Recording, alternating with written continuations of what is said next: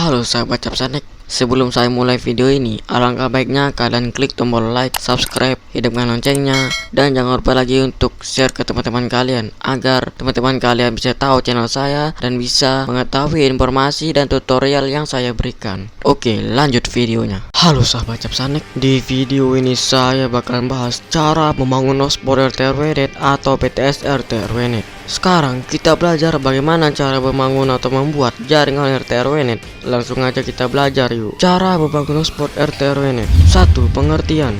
RT/RWNet adalah jaringan komputer swadaya masyarakat dalam ruang lingkup wilayah yang kecil melalui jalur kabel atau wireless 2,4 GHz. RT/RWNet merupakan salah satu bentuk komunikasi rakyat yang bebas dari undang-undang dan birokrasi pemerintah. Istilah RT/RWNet pertama kali digunakan sekitar tahun 1996 oleh para mahasiswa di Universitas Muhammadiyah Malang atau UMM, seperti Nasar Muji yang menyambungkan kos-kosan mereka ke kampus UMM yang tersambung jaringan A13 Indonesia melalui GlobalNet di Malang dengan gateway internet di ITB. Sambungan antara RT/RWNet di kos-kosan ke UMM dilakukan menggunakan walkie-talkie VHF band 2 meter pada kecepatan 1200 bps. Hal tersebut diutarakan oleh Bino. Waktu itu masih bekerja di GlobalNet. Secara bercanda, para mahasiswa Malang ini dinamakan jaringan mereka RT/RWNet karena memang disambungkan ke beberapa rumah di sekitar kos-kosan mereka. 2. Konsep RT/RWNet sebetulnya sama dengan konsep warnet. Pemilik RT/RWNet akan membeli atau menyewa bandwidth dari penyedia internet atau ISP, Internet Service Provider, misalkan Telkom, Indosat, atau Indonet, lalu dijual kembali ke pelanggan. Yang membedakan antara warnet dengan RT/RWNet adalah tempat pelanggan berada. Pelanggan RT/RWNet menggunakan internet di rumah masing-masing, tidak di tempat RT/RWNet tersebut berada. Apakah RT/RWNet ini murah? Jawabannya adalah iya.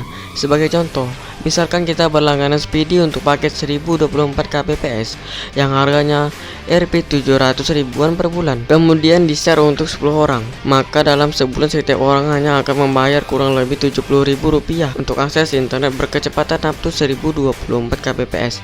Biaya tersebut tentu sangat murah karena pelanggan akan bebas menggunakan internet selama 24 jam sehari selama sebulan penuh. Andaikan biaya tersebut dibulatkan menjadi 100.000 per bulan per pelanggan sebagai tambahan untuk biaya listrik dan perawatan peralatan misalkan, maka sama artinya dengan setiap pelanggan hanya perlu mengeluarkan biaya sebesar Rp 3.300 per hari atau Rp 138 per jam, bandingkan dengan biaya akses internet di warnet. 3.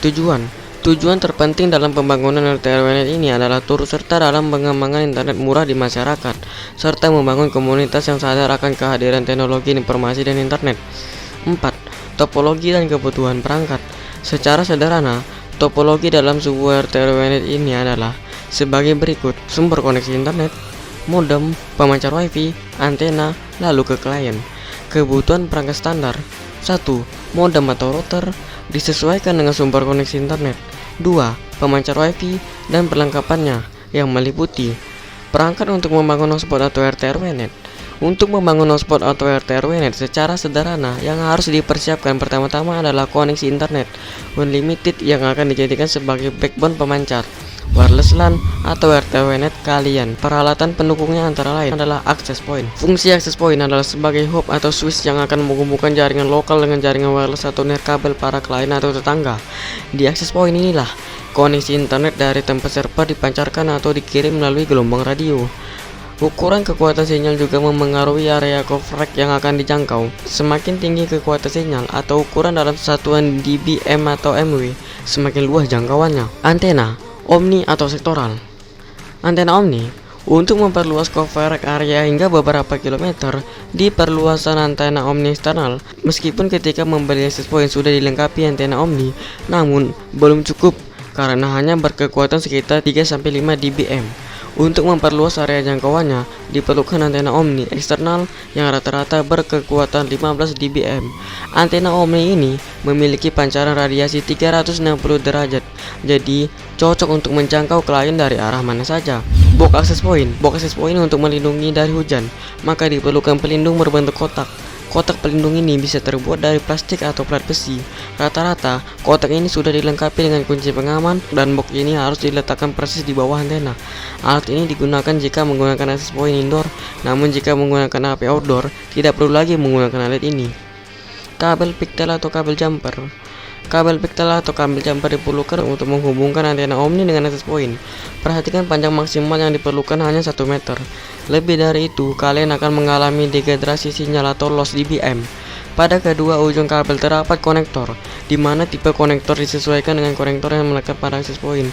Jika menggunakan access point outdoor, seperti bulat, alat ini tidak perlu digunakan. PoE atau Power over Ethernet. Agar kabel listrik tidak dinaikkan ke atas untuk menghidupkan access point, maka diperlukan PoE. Ini yang fungsinya mengalirkan listrik melalui kabel Ethernet atau kabel UTP atau STP. Dengan alat ini, maka kalian tidak perlu repot-repot lagi mengulur kabel listrik ke atas tower, lebih praktis dan hemat. Kabel UTP atau STP. Meski namanya perangkat wireless, namun peran kabel juga diperlukan. Kabel UTP atau STP ini diperlukan untuk menghubungkan access point dengan jaringan kabelan lokal. Jadi dia bisa dipasok ke komputer gateway atau router, atau ke hub atau switch. Pilihan kabel UTP atau STP yang berkualitas baik digunakan untuk meningkatkan kualitas arus listrik yang dilewatkan oleh PoE. Penangkap petir atau lighting arrestor. Alat ini berfungsi menyalurkan kelebihan beban listrik pada saat petir menyambar ke kabel pembumian atau grounding. Komponen ini dipasang pada kabel jumper antara perangkat access point dengan antena eksternal. Grounding untuk menangkal petir umumnya ditanam dengan batang tembaga hingga kedalaman beberapa meter sampai mencapai sumber air. Grounding yang kurang baik menyebabkan perangkat wireless tetap rentan terhadap serangan petir. Tower. Guna mendapatkan jangkauan area coverage yang maksimal, kalian perlu menaikkan antena Omni eksternal ke tempat yang tinggi agar klien WLAN bisa mengakses WiFi hotspot. Secara singkat, alat yang dibutuhkan adalah radio access point, box outdoor sebagai wadah access point. Perangkat ini wajib ada jika access point yang digunakan adalah access point indoor, bukan access point outdoor. PoE atau Power over Internet, alat untuk memisahkan antara jalur data dengan jalur daya pada sebuah kabel jaringan atau internet. Jika menggunakan access point outdoor, hanya dibutuhkan satu buah PoE. Sementara kalau menggunakan access point indoor, dibutuhkan PoE splitter yang terdiri dari sepasang 2 buah dipasang dekat adaptor dan di atas dekat radio access point. Pigtail berfungsi untuk menyambungkan antara access point dengan antena. Bentuknya berupa kabel koaksial sepanjang 30-60 cm dengan masing-masing konektor pada ujung-ujungnya. Tidak semua access point memerlukan pigtail ini. Beberapa produk Ubiquiti seri bulat tidak memerlukan pigtail lagi karena access point dapat langsung disambungkan dengan konektor antena. Antena berfungsi menyebarkan signal radio access point. Alat ini sangat penting fungsinya dalam sebuah jaringan wireless karena akan sangat menentukan kualitas signal yang dapat ditangkap oleh klien. Klien dapat berupa laptop dengan card WiFi bawaannya, USB WiFi, atau radio access point yang diset sebagai klien. Dengan peralatan seperti di atas, kita sudah mengawali sebuah usaha RT/RW-NET untuk optimalisasi dan manajemen jaringan wireless yang lebih baik. Beberapa rekan menambahkan perangkat sebagai berikut. 1. Router board MikroTik digunakan untuk manajemen bandwidth, autentikasi klien, hotspot login, dan lain-lain. 2. Switch hub untuk membagi koneksi dari modem atau dari router board MikroTik. 3. Komputer server yang difungsikan sebagai mesin proxy, URL filter, dan lain sebagainya. Dengan menggunakan patokan topologi di atas, kita sudah bisa mulai berhitung berapa nilai investasi yang kita butuhkan untuk memulai usaha RT/RW-NET ini. Simulasinya dapat dilihat pada contoh berikut. 1. Access point bulat M2 HP dengan adaptor dan PoE, kisaran harga 1 jutaan. 2. Antena Omni Hyperlink, harga kisaran 1.200.000. 3. Kabel UTP kualitas standar, kisaran harga 3.500 per meter dikali 15 meter, Rp 52.500. 4. Konektor RJ45, 2.500 per buah. Jika dikali 4 buah, maka Rp 10.000. 5. Tiang antena pipa galvanis ukuran 1 inci dan 2 inci ditambah pemasangan Rp 400.000. Totalnya 2.700.000. Keterangannya, asumsi sumber koneksi menggunakan Telkom Speedy yang dalam paket pemasangannya sudah diberikan modem gratis.